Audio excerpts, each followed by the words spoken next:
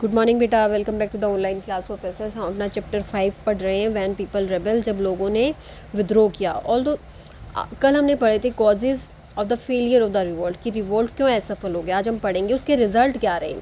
ठीक है। Although the revolt was suppress, the stories of the revolt provided inspiration to the Indian people and prepared them soon for a more powerful nationalist movement. However, it had far greater and much further consequences from the point of view of administration. हालांकि जो विद्रोह उसको दबा दिया गया था, लेकिन जो रिवोल्ट की कहानियाँ थी उन्होंने भारतीय लोगों को काफ़ी प्रेरित किया और शीघ्र ही उन्होंने बहुत ही उनको तैयार किया गया बहुत ज़्यादा शक्तिशाली राष्ट्रवादी आंदोलन के लिए। किसने तैयार किया? इस रिवोल्ट की स्टोरीज़ ने। हालांकि ये जो आंदोलन थे ज़्यादा महान थे और इसकी जो घटनाएं थी वो प्रशासन के लिए काफ़ी ज़रूरी थी। तो अभी देखिए क्या क्या प्रभाव हुए। End of companies rule and changes introduction in the administrative setup. जो कंपनी का शासन था वो ख़त्म हो गया और जो प्रशासनिक ढांचा था उसमें काफ़ी बदलाव हुए। The revolt ended the East India company's rule in India.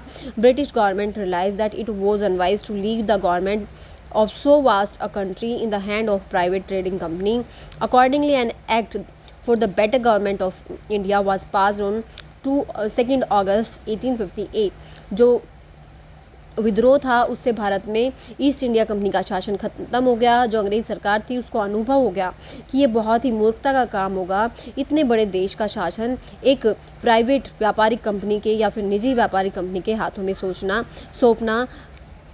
और इसी के हिसाब से, इसी के अनुसार एक एक्ट पास किया गया 2 अगस्त 1858 को, गवर्नमेंट ऑफ इंडिया एक्ट, ताकि जो भारत का प्रशासन है वो अच्छे से चलाया जा सके। The act transfer the government of India from the company to the crown in order to ensure a more responsible management of Indian affairs. India was now to be govern by and in the name of her majesty.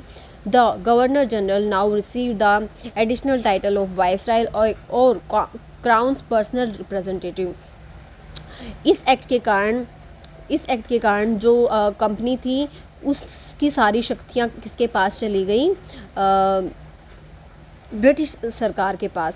अब जो British crown था या फिर वहाँ की जो महारानी थी वो भारत के सारे जो प्रबंधन के लिए उत्तरदायी थी। अब भारत हर मेजेस्टी मीन्स जो क्वीन थी उसके नाम से भारत में शासन चल रहा था। गवर्नर जनरल को अब वायसराय का टाइटल दे दिया गया।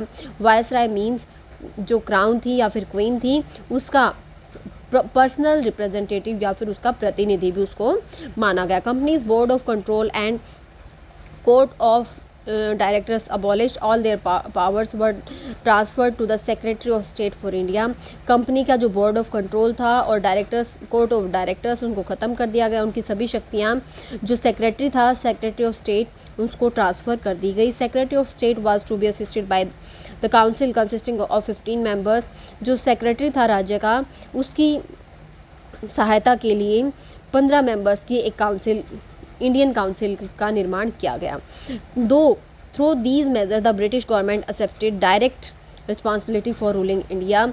इन उपायों के साथ जो अंग्रेज़ी सरकार थी उसने भारत के ऊपर सीधा शासन करने की जो जिम्मेदारी थी वो संभाल ली। Policy towards Indian princes as chief. भारतीय राजाओं और सरदारों के प्रति जो नीति थी वो किस तरह की थी? Queen Victoria declared in proclamation of 1858 that British government would not annex the Indian state। 1858 की जो घोषणा थी उसमें विक्टोरिया ने कहा कि जो अंग्रेज़ सरकार है वो अब भारतीय राज्यों को नहीं हड़पेगी। उन्होंने जितनी भी संधियाँ की हैं कंपनी के साथ उनका सम्मान किया जाएगा। देयर राइट्स ऑफ अडोप्टेशन, पुत्र गोद लेने का जो राइट है और उत्तराधिकार का नियम है उसको माना जाएगा। हालांकि they were made to acknowledge the British queen as their sovereign paramount. हालांकि उनको ब्रिटिश क्वीन को सबसे सर्वोच्च शक्ति मानना होता था। Thus the Indian rulers were to hold their kingdom as subordinates of the British crown.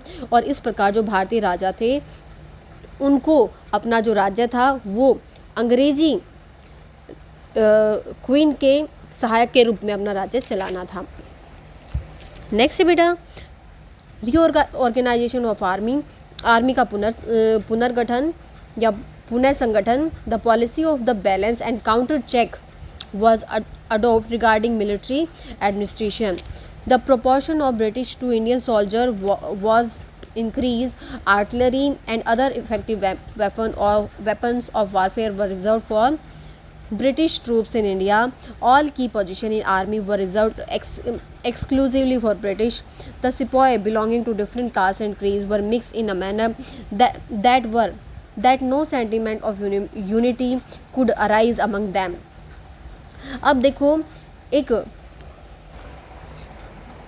जो सेना का प्रशासन था उसमें संतुलन बनाया गया और काउंटर चेक मतलब फिर से उसका परीक्षण किया गया। अंग्रेज़ी सैनिकों का जो अनुपात था वो भारतीय सैनिकों की संख्या बढ़ा दी गई, मतलब भारतीय सैनिकों की संख्या के अनुसार अंग्रेज़ी सैनिकों की संख्या भी बढ़ा दी गई। जो तोप थे और दूसरे जो प्रभावशाली जो हथियार थे वो जो अंग्रेज़ी सेना थी भारत में उनके लिए सुरक्षित रखे गए। आर्मी में की जो मुख्य पोजीशंस थी वो विशेष रूप से अंग्रेज़ सैनिकों के लिए रिजर्व्ड थी।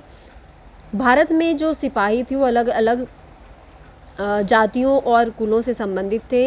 इस तरह उनको मिक्स किया गया कि उनमें जो एकता की भावना थी वो फिर से उदय ना हो सके। Solomon promises made to the people of India, Queen Victoria in her proclamation of 1858 promised to abstain from all interference in three religious beliefs and customs, social practices of people of India. The Queen also promised equal treatment to all her subjects, they be Indians or Europeans. A specific promise was also made of admitting all Indians to all offices irrespective of their caste and creed.